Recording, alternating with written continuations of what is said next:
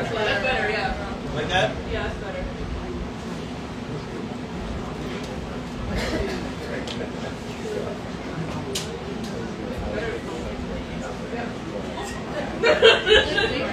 You good? Yeah, we're live. Richard, I think you're ready whenever.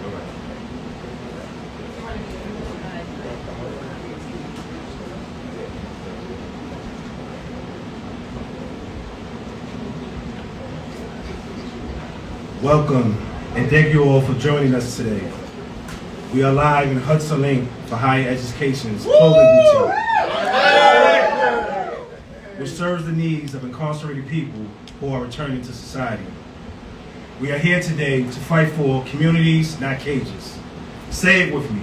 We need communities, not cages. We need communities, not cages. Today we are here with lawmakers such as Assemblywoman Dana Levenberg, Assemblyman Chris Burdick, and the staff of Senator Peter Hartman.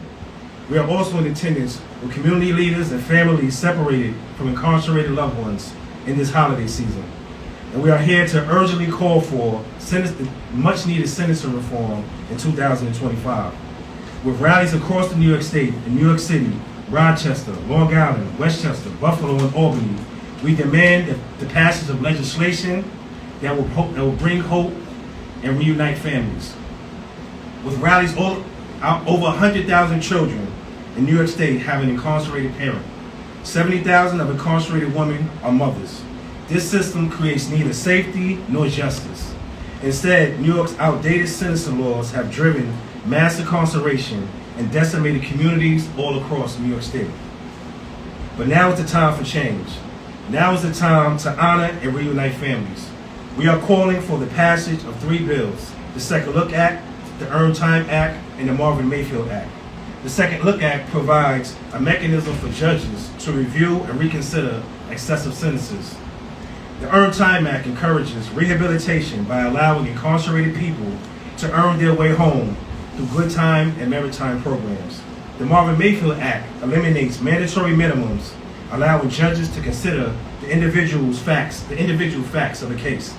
Together we are building a path toward justice that reunites families, restores communities, and creates real safety for all New Yorkers. By reforming the unjust and racist policy, we are ready to win this year. These urgent and common sense reforms have broad support from judges, including the Chief Judge of New York State, law enforcement, the American Bar Association, dozens of labor unions, businesses, and over 200 civil rights, legal, and community organizations. These bills also have nearly majority support in the state legislature, and recent polling shows that 3/4 of New Yorkers supports this legislation. After decades of unjust and racist sentencing reform, we are closer than ever to meaningful change. We are standing in what Pamela Smart calls defiant hope.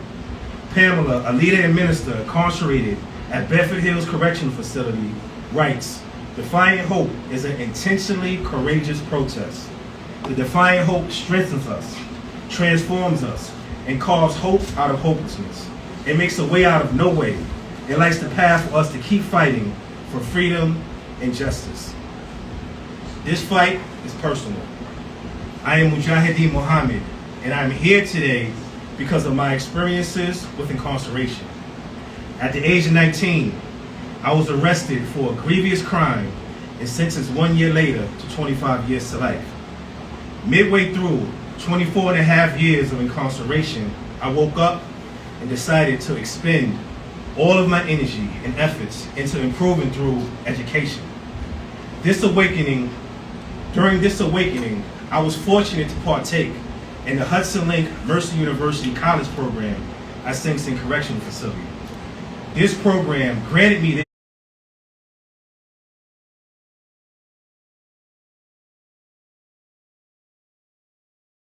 despite the great difficulties they face with gaining relief from excessive prison sentences. Nevertheless, I discovered that men who are convicted of the worst crimes and received the lengthiest prison sentences were the greatest in demonstrating reform.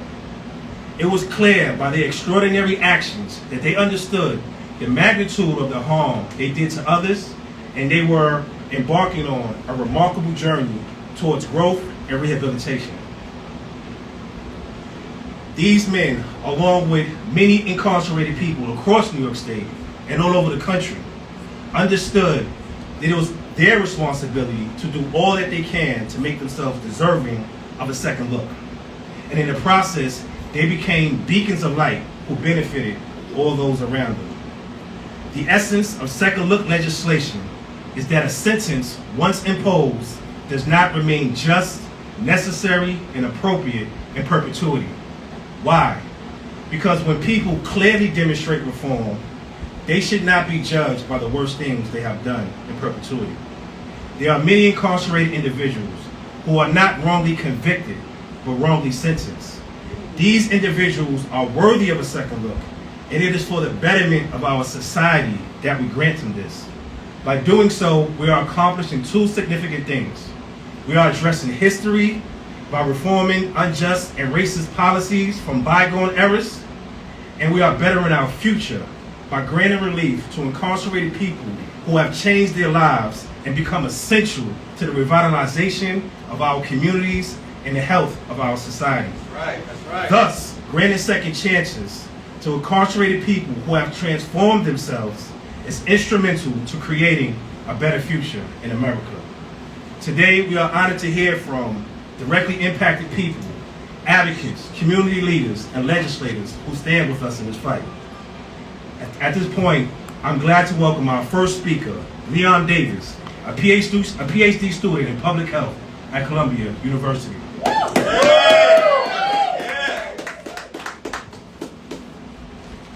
Thank you. I want to ask a question. I want to present something. First, we need to understand what we're here for. We're here for change. We're here to recognize what it is to be human. Humanity is about change. We all focus on and drive and are driven by change. Change occurs all the time, and as I speak, I think about those who have caused change and are changing the lives of others through kind words, through smiles, through encouragement. Recording in progress. Change occurs in many ways around us, and it never stops. We must recognize the ability to change is the human ability to be better. We must recognize that the ability to change is not exclusive or limited. It is not our ability to course correct. Isn't it our ability to course correct who we are and our identity in shaping it what makes us human? Isn't it what compels us? Isn't it the desire to be greater than more, or more than we were yesterday, today, and better and closer to the selves we envision tomorrow? My name is Leon Davis, and I have been home for almost 8 months. And I'm here in connection with Pillars of Promise and Hudson Link. I've served 25 years. I never thought that my dreams would one day be a reality. My 18-year-old mind could not conceptualize what my sentence of 25 years to life meant. It was a death sentence. But still, I wanted to change. Hope for me was ephemeral and illusionary. And I still wanted to change. My sentence told me that I wouldn't change. See, I had a feel and a need to be connected to society when I was incarcerated. That's probably what led me to incarceration. So the second look at would have allowed me to address my change. What first I changed in was I changed in wanting to question, why did I think the way that I think and I thought, and why did I behave the way that I did? That answer led me to change. I wanted to seek education. The education caused me to change more, and through that change, I learned what my duty is to society. I began to shape my identity and who I wanted to be. My duty to society is to contribute, to show who I am and help better society. And as I stand here today, I am blessed with the opportunity to verbalize the sentiments of those individuals who live without the ability to freely dream beyond the walls of imprisonment. Those voices are pleading to be given a second chance, a glimpse of hope. Their families' voices are hoarse. They want change now.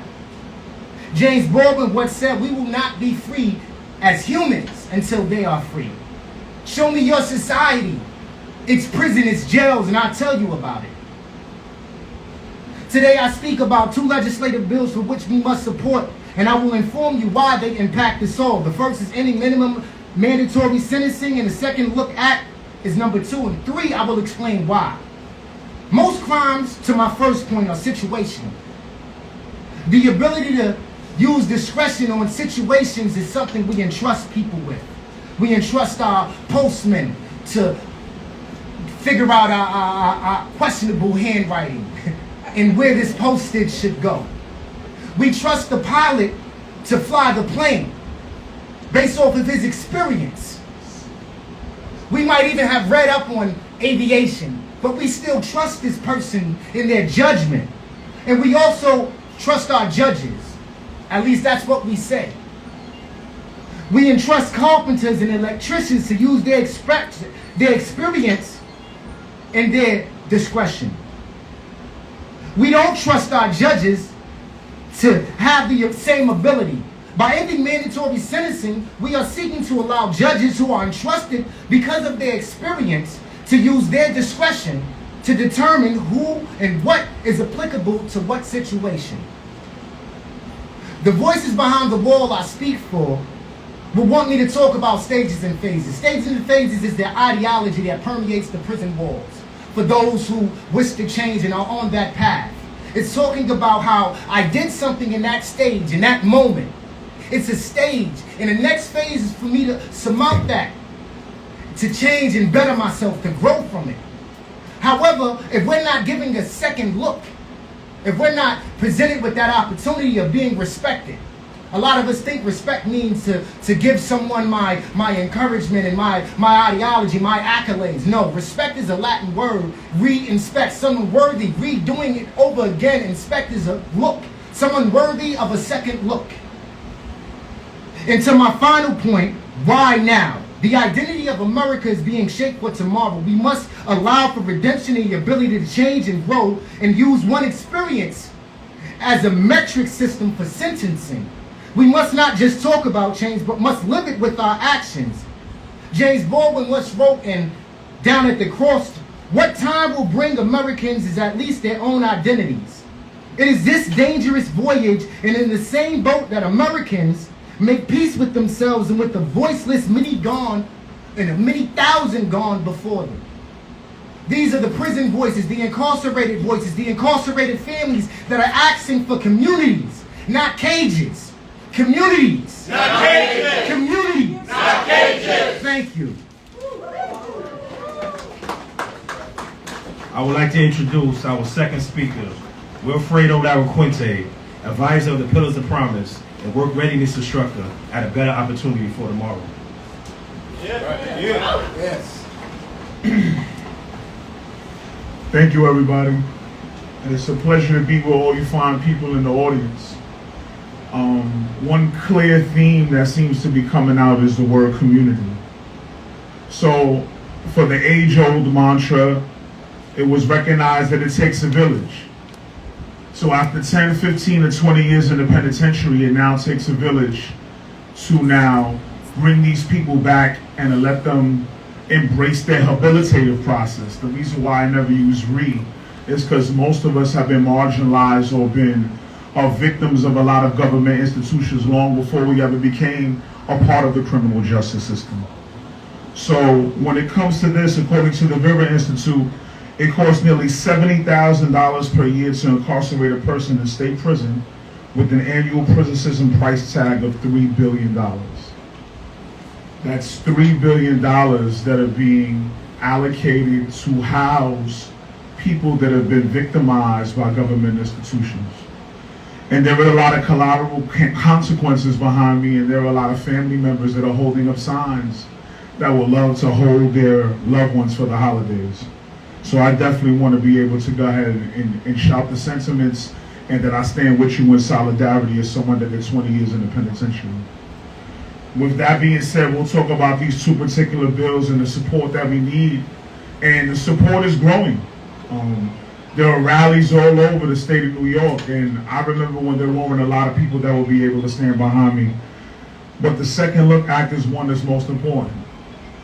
And I'm not here for myself, I'm here for the Michael Teneos, and I'm here for the Deshard Wrights, the voices of the voiceless who can't be here and who are suffering in silence, holding themselves accountability to their actions of their past crimes, but at the same time have been putting in the work to rehabilitate themselves and be able to come out here and put in the work, just like the gentleman that spoke before me, and just like all the people in the room that have been system impacted.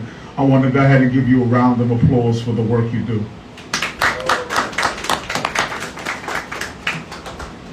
With that being said, there are a lot of people that will be directly impacted by the Second Look Act.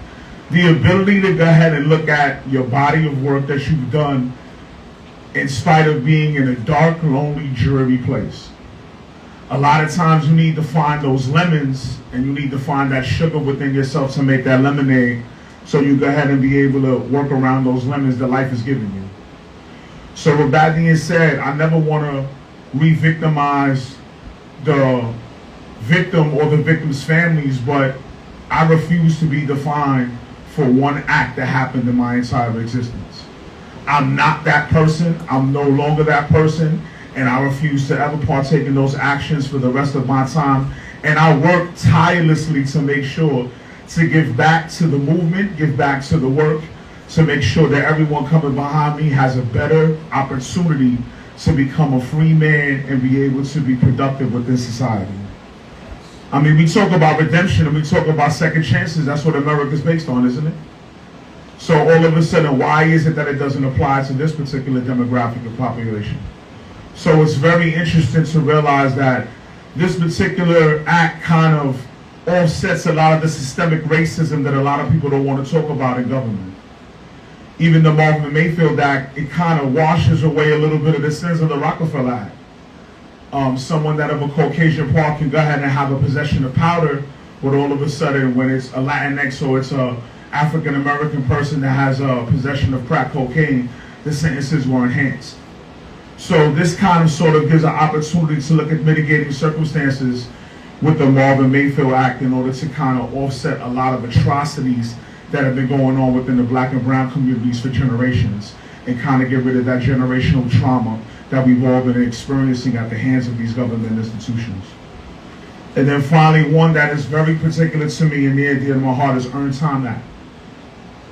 If you decide to partake in higher education, voluntary therapeutic programming, and work on yourself, and now transform yourself into the best possible version of yourself, to be able to go to Columbia University, to be able to be employed by the Mercy College Hudson Link program, and be able to create and perpetuate a culture that makes it better for everyone coming behind you. More importantly, culture eats strategy for breakfast. When you're able to turn around now and understand that higher ups may make mistakes, that bedrock or foundation will be able to reinforce everyone coming home and be able to go ahead and make sure their reentry is as effortless as possible. In the room we stand for today, this is a boutique. This is a boutique where formerly incarcerated individuals could come and can relieve some type of formal professional attire so they could re-enter the workforce. So with that, I stand before you today, not for myself, for the families that are behind me, for all the supporters, but more importantly for the Michael Teneos and the people that need that second look, and the Deshard Wrights as well, to be able to say, look, I can come out and I can directly impact my community one person at a time. My name is Wilfredo Lavacuente. Thank you for your time.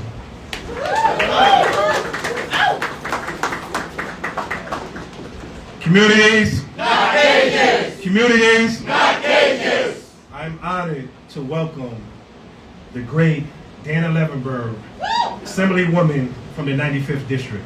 Thank you so much. Wow, it's certainly a tough act to follow after all those incredible words and those incredible testimonials from so many people who stand behind me and who have been together with this community.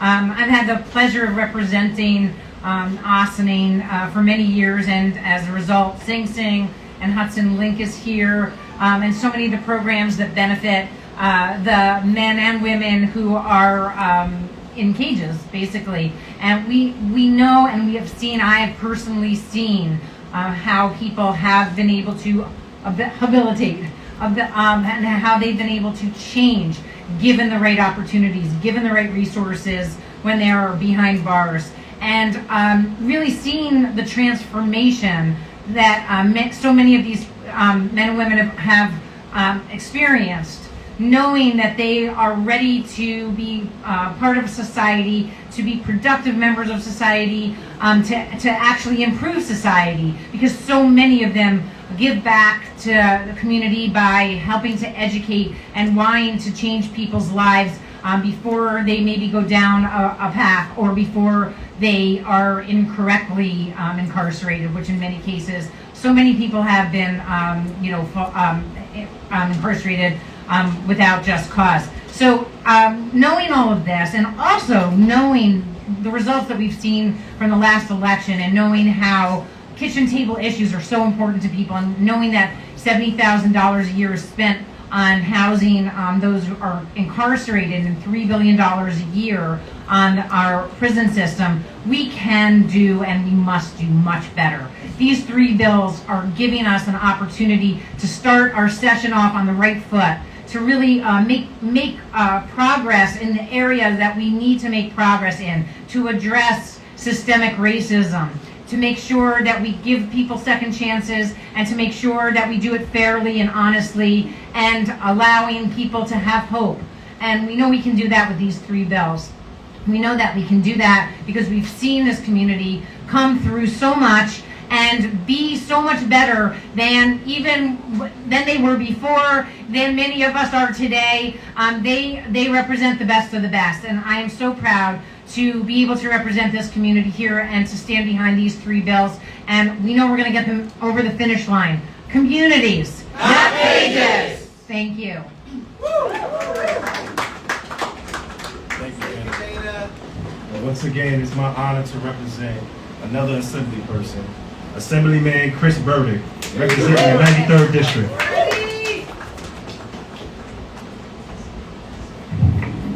Thank you very much, and a number of very hard acts to follow. But as we've heard today, what this is really all about is justice, is doing the right thing, is trying to redress all of the injustices, the racism that has been systemic for decades, the need to provide for a path forward for those who are working, that are incarcerated, doing everything that they can to better themselves, to habilitate, to move ahead, to become productive members of society. And what these bills share is that common goal. What these bills share is to bring greater justice, greater equity, and to help to redress these wrongs. I have been a proud co-sponsor of every one of these bills, and we need to move ahead with all deliberate speed to get these enacted into law. Because, in doing so, we not only are helping those to move beyond their past, to move beyond that one moment, the worst moment in their life, to move beyond that and to gain a foothold in our society.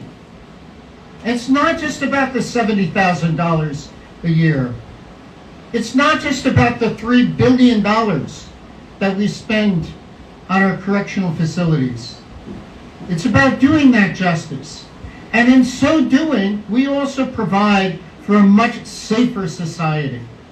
Because we know that if we provide incentive, if we provide hope, if we provide that path going forward, that they will rise to that occasion. So I can assure you that I'm going to continue to work tenaciously to do everything that we can to right these wrongs.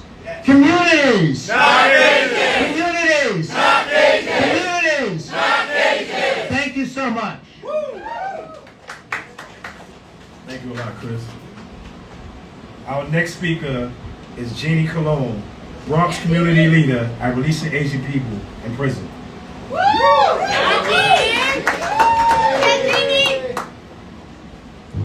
Short.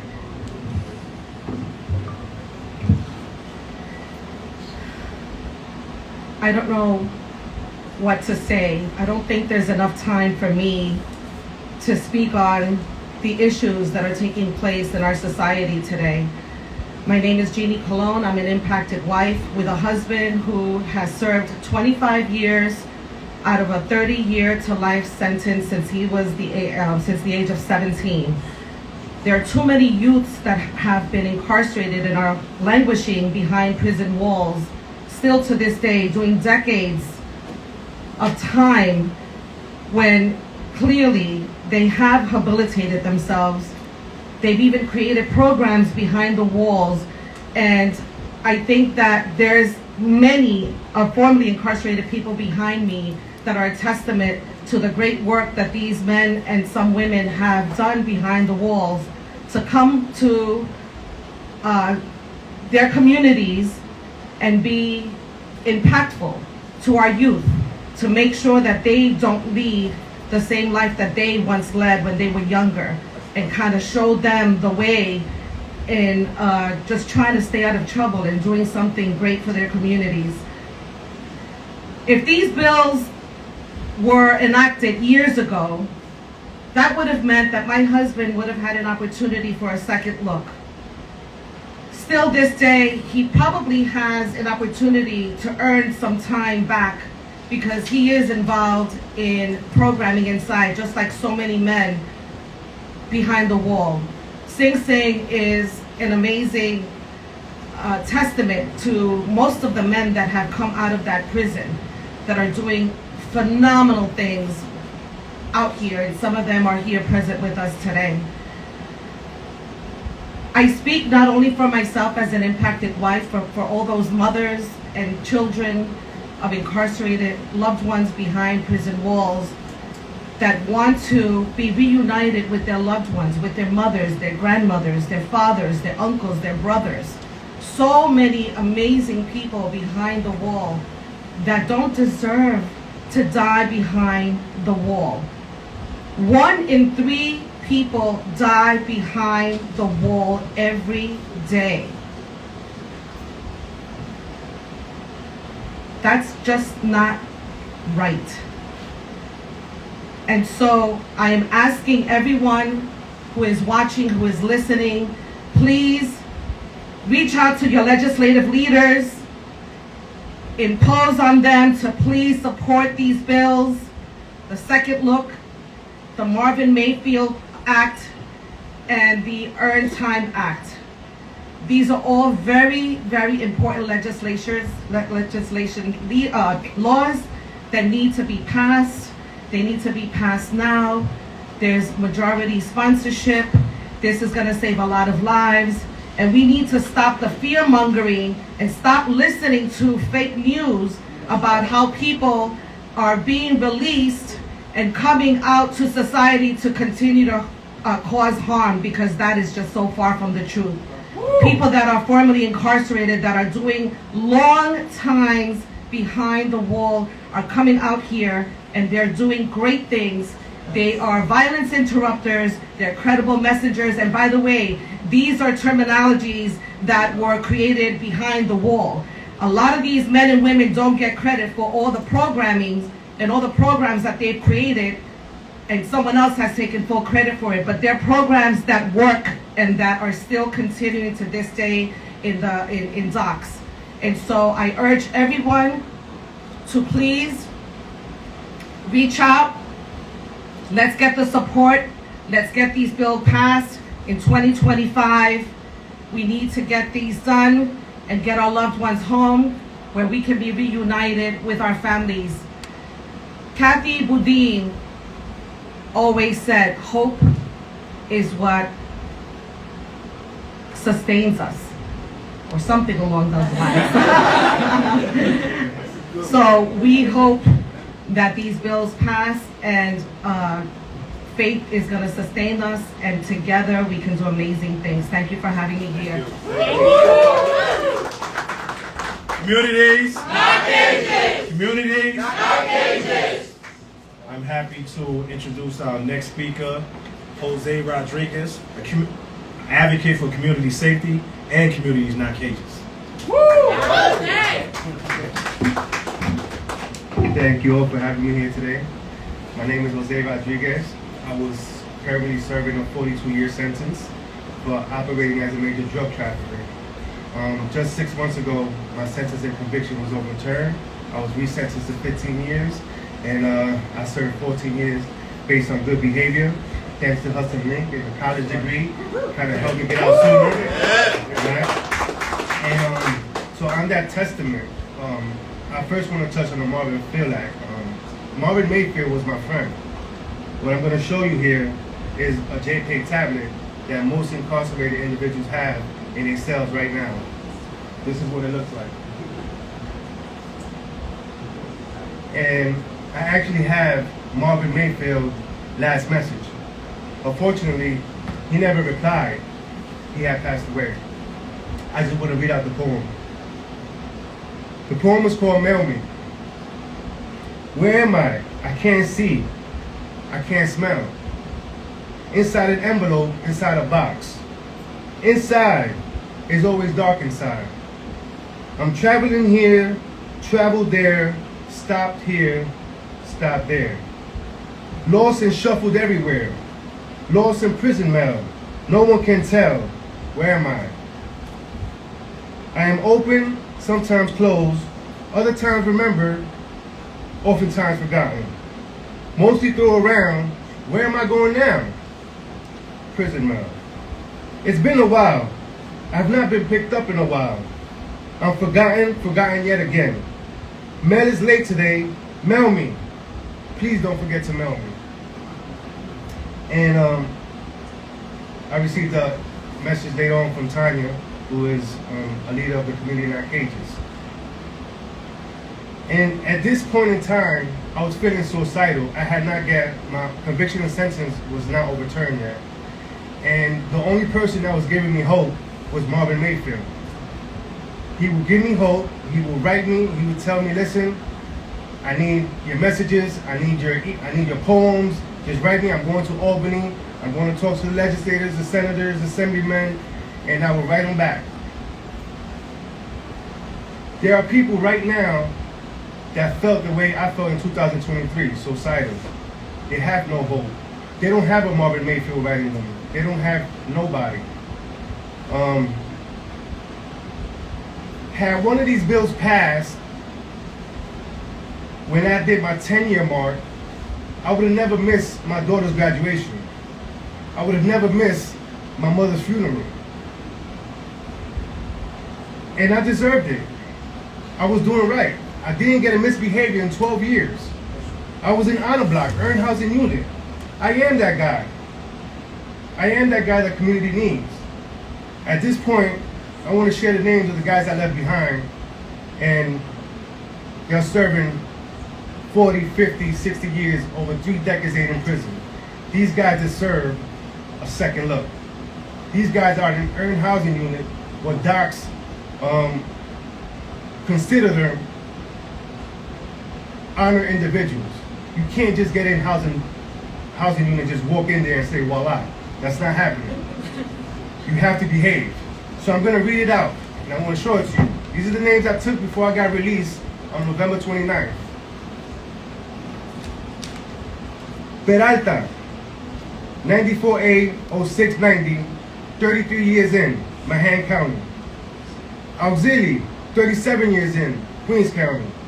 Williams, 34 and a half years prison, inside prison, Brooklyn County. Morales, 91B 0991, 34 years in prison. Yang, 30 years in prison, Queens County. Key, 31 years in prison, Mahan County. Aris Blunt, 42 years in prison, Queens County. Porter, 33 years. Chang, 30 years. Quinones, 32 years and a half. Shedrick, 44 years and a half. Ibimat, 30 years. Rodriguez, 30 years. Cobb, 33 years. Hector, 38 years. Baptiste, 29 years. Morgan, 29 years. Vasquez, 30 years. Johnson, 44 years.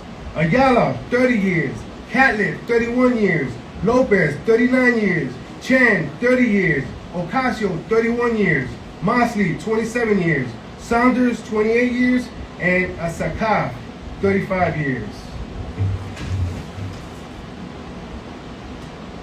All we asking is for a second look. We're not asking you to open the floodgates, although we would love to, and we would like to get some restorative justice here going on instead of prison. And the judges want that chance, but the judges' hands are tied.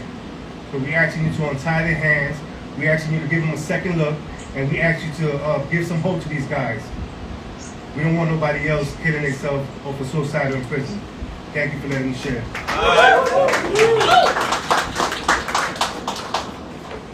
I'm honored to welcome our next speaker, Brian Fisher, former commissioner of the Department of Corrections and Community Supervision, and former superintendent of Sing Sing Correctional Facility.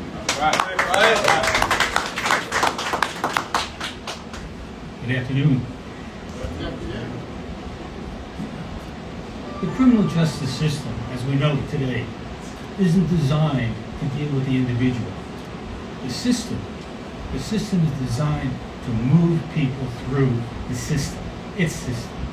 The system is bigger than the individual. Consider it.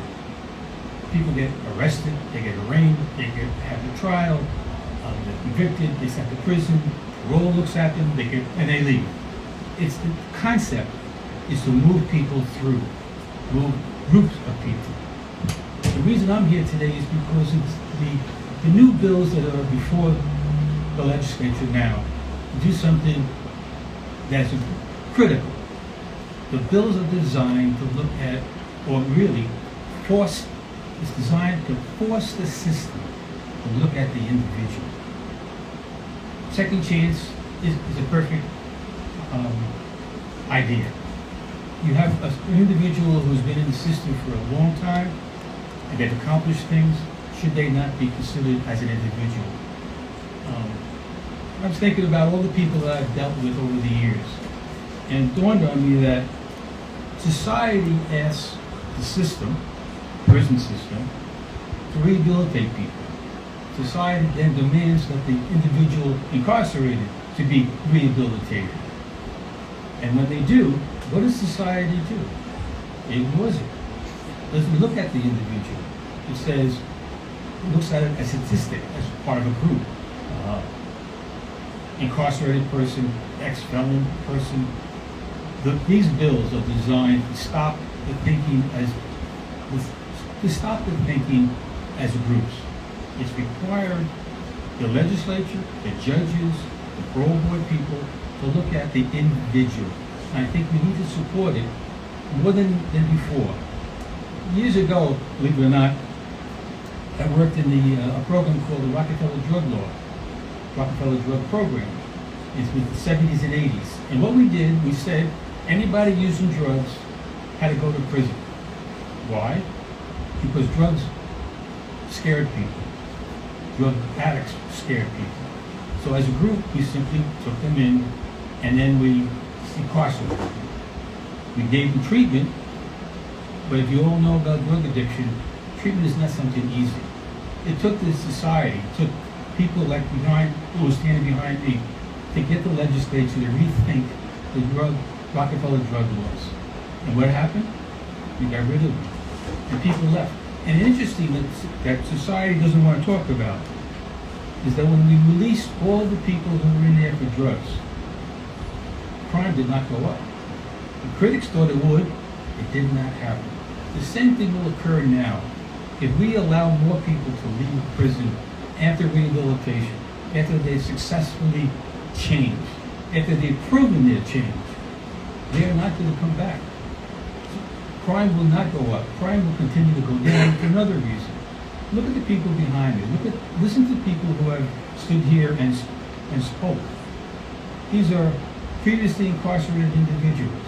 And what are they doing? They're standing up for others and saying, in effect, give us a chance. We will prove to society that if you give us a chance to leave, we will do better than you ever expected. And more importantly, we will reach out to the young people and get them to understand that there's more to life than crime. It's the people behind me, the formerly incarcerated people, who are going to change the young people. Not me, not the legislators, not the cops. It's the formerly incarcerated individuals who are going to step forward and say, you got to change. Look at me. If you don't change, you're going to go to prison. So my support, and I spent a lot of years in prison, especially 7 years at Sing Sing. And I consider it an honor that I have met and seen men and women change dramatically. And here's a good example. Somebody comes to prison 17 years old. Maybe he's doing 25 to life. Doesn't matter how long. He's 17 years old. He now comes before the legislature in terms of these bills. He's 35, 40, 45 years old. He's gotten his education. He's learned a skill. More importantly, he's not the same person. These bills require the legislature, the judges, and everybody else to stop and say, who is this person who came at 17, who's now 35? What did he do? If we're not going to acknowledge that people change, then there's no purpose for these bills. If we're not going to agree that most people, after a certain period of time, do not belong in prison, if we're not going to agree to that, then why are we even here? Why are we even going to push these bills? If you believe in the bill, you have to believe that people change. If you believe in people changing, you have to consider letting them home. That will make the difference, both for them and for society. Thank you.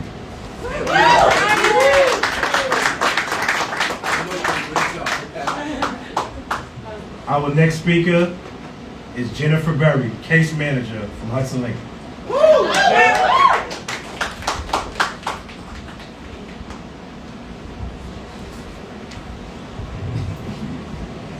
Good afternoon, everybody. Let me just start with communities. Not cages! My name is Jennifer Berry, and I was incarcerated for 10 years at both Bedford Hills Correctional Facility and Seconic Correctional Facility. I am here to speak on behalf of those who are currently serving decades away from their families and communities like I did. I am here to talk to you about the Earned Time Act, which, if passed, would benefit justice-impacted individuals by creating opportunities to reduce their prison sentences through positive actions and participation in programs. This directly impacts our community as it offers hope, opens doors through opportunities, allows ourselves and others to bear witness of our growth, and gives us credit for what we do our best to earn. It also paves the way for the following positive and potential outcomes for justice-impacted individuals. The Earned Time Act would address all crises by sentence reduction through earned credits. Individuals would be able to earn time off of their sentences by completing educational, vocational, therapeutic, or volunteer programs. These programs might include getting a GED, college degrees, job training, and any mental health, counseling, or substance abuse treatment. This gives the incentive for both professional and personal development. It will also encourage positive behavior. This act likely would promote better behavior among incarcerated individuals by offering incentives for maintaining good conduct or contributing positively to the prison community. Reintegration and reduced recidivism. By prioritizing rehabilitation and skill building, the Earned Time Act could prepare individuals for successful re-entry into society.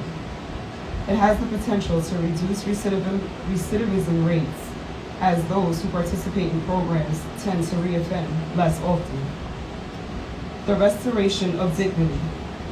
Justice-impacted individuals could feel a greater sense of purpose and self-worth by having a structured path to earn their way home sooner. It gives them acknowledgement of their efforts to change and rebuild their lives. This would also alleviate prison overcrowding. With more individuals being eligible for earlier release, the act could help ease overcrowding in New York State correctional facilities, reducing costs and improving resource allocation. I can speak for myself, who had a bachelor's degree from behavioral science as I began my bid. I knew that I had to do something to restore the faith I had lost in myself as I first got onto state grounds. I had a lot of doubt and fear, not because I was in prison, but because I didn't know what would be available to me to show my family what I wanted to and needed to change. I will simply never forget my first phone calls, visits, and heart-to-hearts that I had with so many justice-impacted individuals who had come before me, and who remained cheering me on as I went home. I bumped into many opportunities and remained ineligible for many programs of interest simply because I had achieved a higher level of education. I didn't know how to explain to my mother that I was working for less than $1 an hour for the next few years and could only hope that someone could help me achieve a certificate or a few college credits. Thankfully, Hudson Link opened the door and changed my outcomes to be in a position as a reentry case manager, and had enough faith in me in January of 2024 while I was still freshly navigating my own reentry. But this journey 14 months later, very simply, isn't just about me. Yet and still the question remains, why should you care? I care because research shows that longer prison sentences do not reduce crime or improve safety. For too long, New York continues to focus on punishment rather than seeing the value of shifting the lens to rehabilitation. New York also continues to restrict access to merit time based on conviction type, which takes away many of the opportunities for earned time for thousands of New Yorkers. The problem is that we often fail to see the potential in ourselves as agents of and for change. How can you help? Contact your local legislation, governors, spread the word directly, and also involve previously impacted people and their loved ones. The truth is, while many of the individuals that we have supported throughout our time continue to fight for their freedom, for them, we must never lose hope. And expanding who can earn good time and merit time and increase the amount of time to get back to their family and loved ones with the implementation of the Earned Time Act. As we move into this new season, let's celebrate. Justice impacted or not, some of the events of this year have left us nothing short of speechless. As we stand now in this moment, united, let's move into the new year with the spirit of renewal. Fix the broken pieces of your past so that we can continue to grow, unmoved, ready to continue fighting, continue spreading the good news of rehabilitation, and bloom into the community advocate, mentor, credible messenger, and continue to be the agent of change that is possible with time. That's right.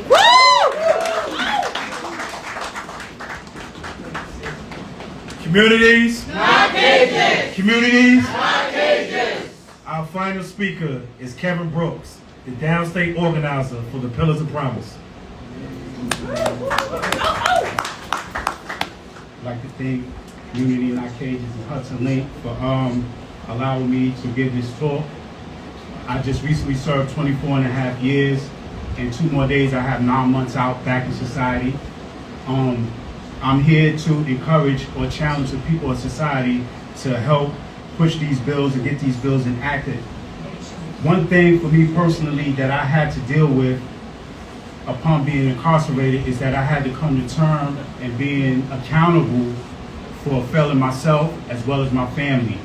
When I was arrested on this case, my oldest daughter was 8 and my youngest daughter was 4 months.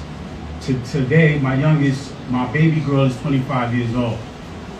And when we look at the statistics for the Marvin Mayfield Act, when we look at the statistics for the Second Look Act, when we look at the statistics for the Earned Credit Act, we'll look at these things and we forget the reality of the people that's being hurt. For example, they say that 105,000 children have a parent that's incarcerated, right?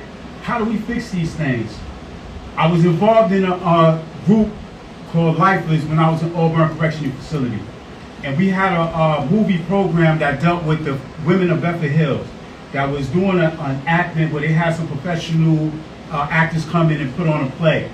And one of the letters that was read by a young lady that was incarcerated was that her 16-year-old daughter had written her a letter. And in her letter she said, "Mommy, maybe I should come to prison so I can spend more time with you." These are the facts that we have to deal with that are overlooked, right?